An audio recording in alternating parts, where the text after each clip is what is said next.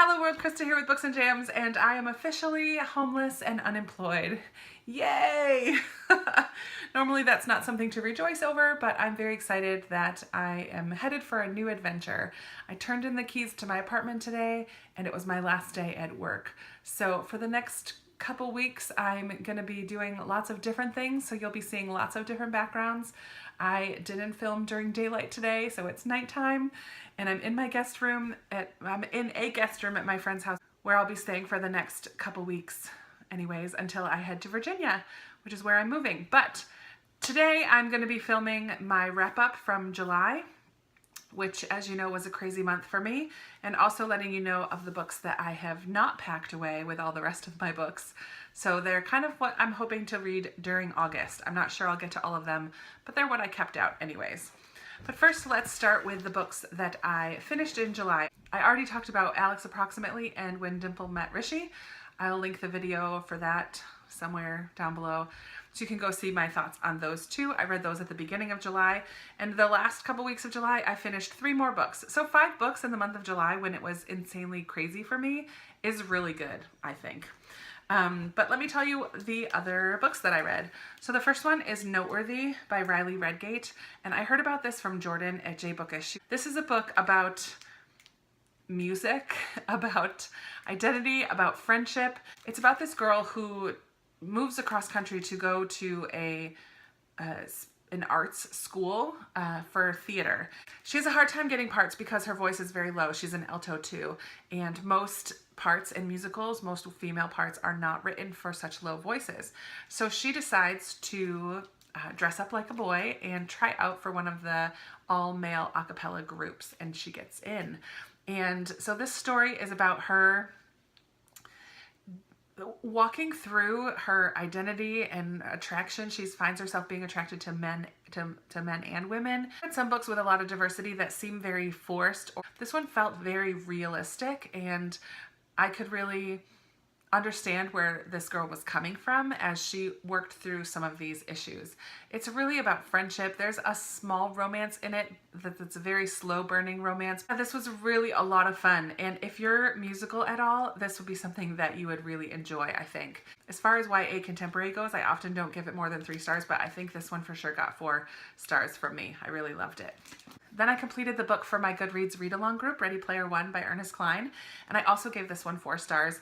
I really enjoyed this. There was a lot of nostalgia for me.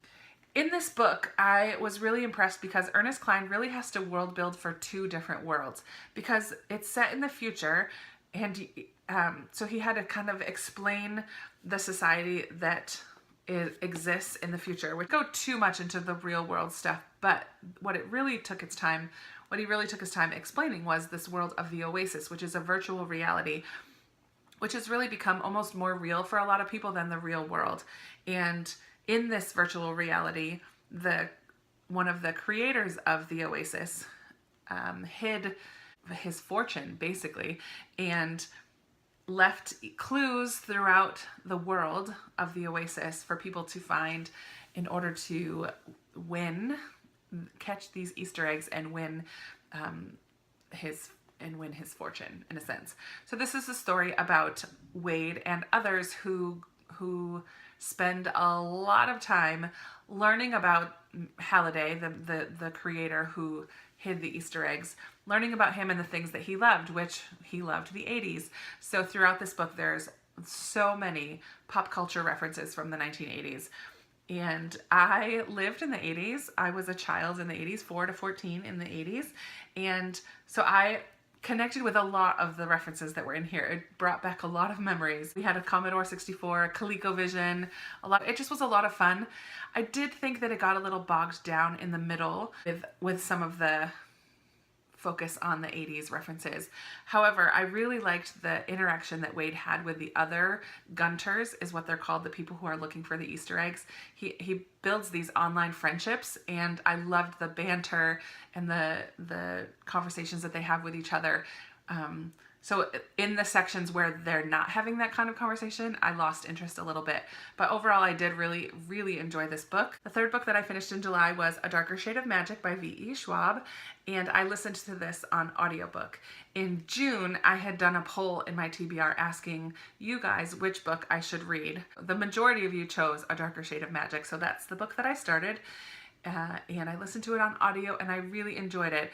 There was about 2 weeks in the middle of July that I didn't listen to it at all, so it kind of took away a little from the enjoyment because I had to backtrack quite a bit to remember what was going on. I'm not a huge fantasy reader, so I liked that I was able to connect with the story right away. So in A Darker Shade of Magic, there are multiple Londons that are kind of in the same spot, but the worlds are totally different. This is about a man named Kel who is able to travel between the Londons. Travel used to be open between them, but because of different reasons, that is not the case anymore. And so there are very few people who are able to travel between them, and Kel is one of them. So he sends messages between the royal families in each of the different worlds. He meets Lila in one of the Londons, and Kel and Lila begin working together somewhat reluctantly to fix a situation that happens. And I don't want to tell too much because I didn't know anything going into it, and that's how I enjoyed it. I really liked Lila's character. I thought she was pretty independent and witty, and just a lot of fun to read her quick comebacks that she has, and lonely as well. And so I'm enjoying the fact that her and Kel are getting to know each other. I'm assuming that there's going to be romance down the road in the other books because it is a trilogy, but I'm very much looking forward to continuing on with that trilogy. So those are the 5 books that I completed in July, and now let me tell you what I'll be reading in August. I'll start with the Goodreads read-along pick that I'll be hosting for my Goodreads book club. I would love for you to join us this month as we read Rebecca by Daphne du Maurier, and I'm very excited about reading this classic. So Rebecca is kind of a gothic classic, I think. It's about this woman who marries a man whose first wife had died, and the first wife's name is Rebecca. It takes place on the Cornish coast in England, and there's a lot of windswept, stormy weather, waves, mystery, darkness, potentially even some ghosts, or just a lot of holding on to the past, I think. So I'm really looking forward to this. It's not a light summery beach read at all, but I'm really looking forward, and I know there are many, many who will be joining in, and I hope that you will join in as well. I have a couple carryovers this month from July's TBR because I didn't get to them at all, and they are my 2 buddy reads that I was going to do with Katie from Life Between Words and Derby from Derby Lane Reading, and I haven't kept up with them at all, and I apologize, girls, if you're watching this. I'll be getting in touch with you because I did want to read Olive Kittredge by Elizabeth Strout with Derby Lane. And I did want to read The Girl on the Cliff by Lucinda Riley with Katie from Life Between Words. So hopefully I'll be getting to those in August.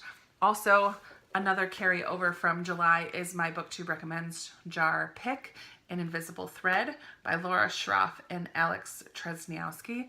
And this is a nonfiction about a woman who befriends a boy on the street, begins this relationship, and kind of the invisible thread is how their lives are connected, or she felt like they were connected from the start. So I'm really looking forward to reading this. I have started this, and I will be finishing this in August for sure.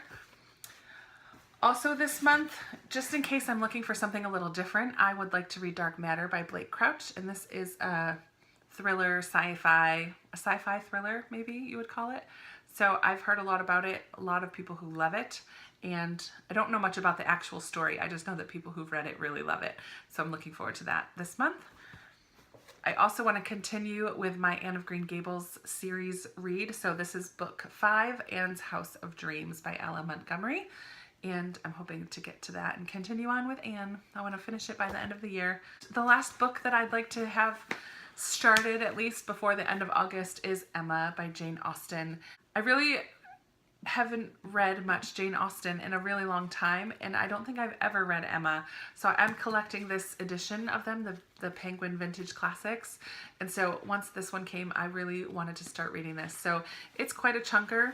Tome Topple is happening in August, and this is definitely one that would qualify for Tome Topple. So maybe I'll try to read this during that week or 2 weeks. We'll see if I can get through it.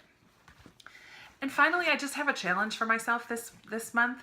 I received this book from Jonathan Kislev. He so kindly sent it to me. He's the author, and it's the grown-up gratitude journal.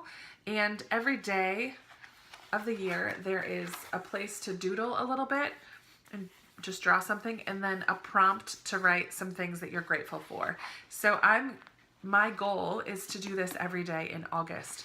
And if you would like to help keep me accountable, I'm planning to post a picture on my Insta stories on Instagram of my gratitude journal every day in the month of August. So if you don't see it, contact me and remind me to do it, because I need some help to stay accountable.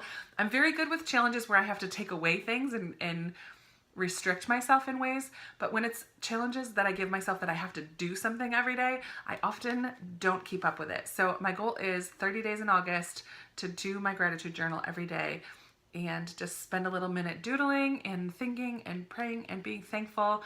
I think that's a wonderful way in the midst of all the craziness of not quite knowing where I'm going to be living and moving and looking for a job and all of that. I think this will be a wonderful way to just stay focused and remember the blessings that I have in my life, because there are many. So if you don't follow me on Instagram, I would love for you to. I don't have strictly a bookstagram. I do post pictures of books on there, but I also put other life things as well. So if that's not your thing, that's fine. But if you'd like to follow me on Instagram, the links are always down below. So these are the books that did not get packed for August. So hopefully I'll get to reading a lot of them. I'm not sure I'll finish all of them, but I will do my best. It's still going to be a crazy month, but I am going to a beach house this week for a couple days, so I'll get some good reading time in there. And remember to follow me and keep me accountable for my gratitude journal. I would love to chat with you down in the comments if you've read any of these, if you'll be joining in for Rebecca, or if you'd like to read any of the others with me as well. I would love to do a buddy read. I look forward to chatting with you in the comments, and I'll see you in the next one. Bye!